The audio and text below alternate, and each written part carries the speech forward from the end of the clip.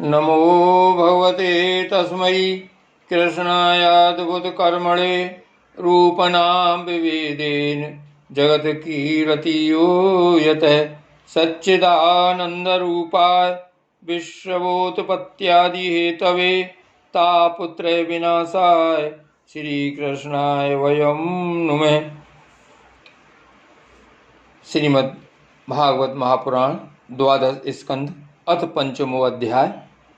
श्री सुखदेव जी का अंतिम उपदेश।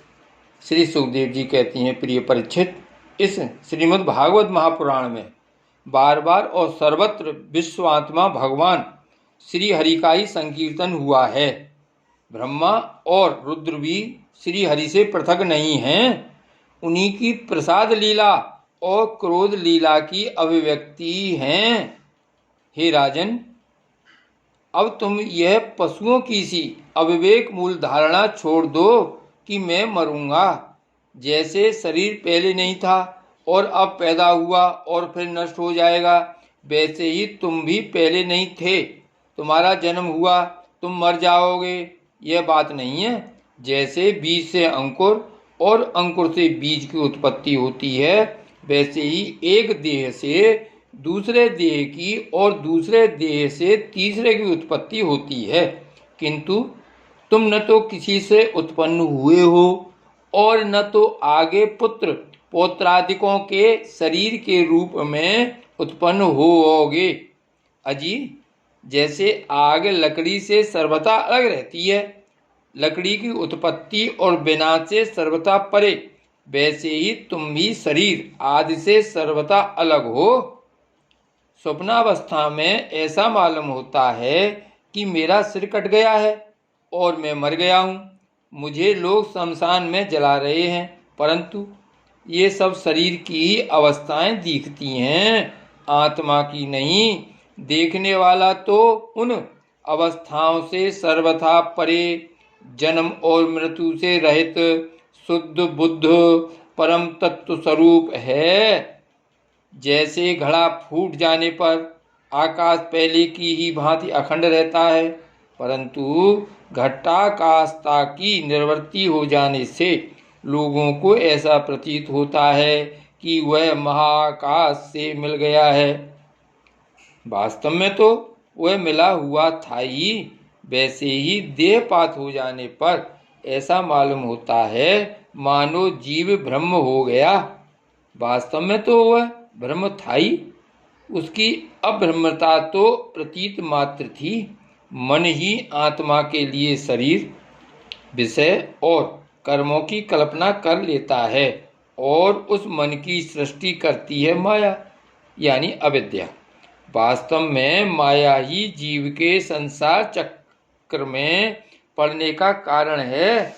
जब तक तेल रखने का पात्र, बत्ती और आग का संयोग रहता है, तभी तक दीपक में दीपक पना है।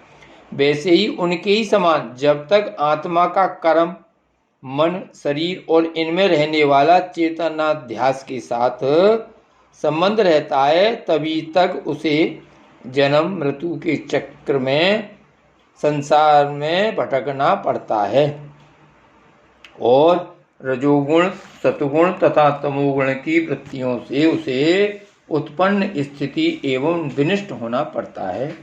परंतु जैसे दीपक के बुझ जाने से तत्व रूप तेज का विनाश नहीं होता, वैसे ही संसार का नाश होने पर भी स्वयं प्रकाश आत्मा का नाश नहीं होता, क्योंकि वह कार्य और कारण, व्यक्त और अव्यक्त सबसे परे है। वह आकाश के समान सबका आधार है, नित्य और निश्चल है।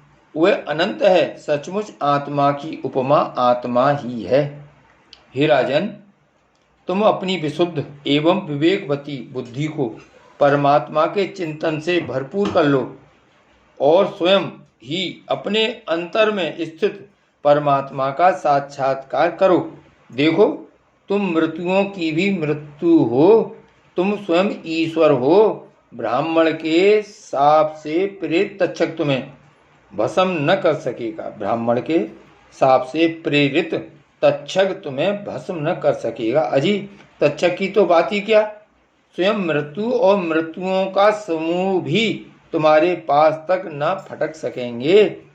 तुम इस प्रकार अनुसंधान चिंतन करो कि मैं ही सर्वाधिष्ठान परब्रह्म हूँ, सर्वाधिष्ठान ब्रह्म में ही हूँ।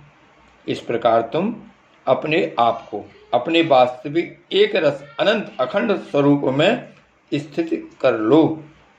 उस समय अपनी विषैली जीभ लपलपाता हुआ, अपने होठों के कोने चाटता हुआ तक्षक आए और अपने विषपूर्ण मुखों से तुम्हारे पैरों में डस ले, कोई परवाह नहीं।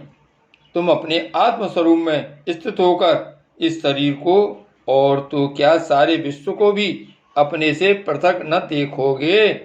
आत्मस्वरूप बेटा परीक्षित, तुमने विश्वात्मा भगवान की लीला के संबंध में जो प्रश्न किया था उसका उत्तर मैंने दे दिया। अब और क्या सुनना चाहते हो?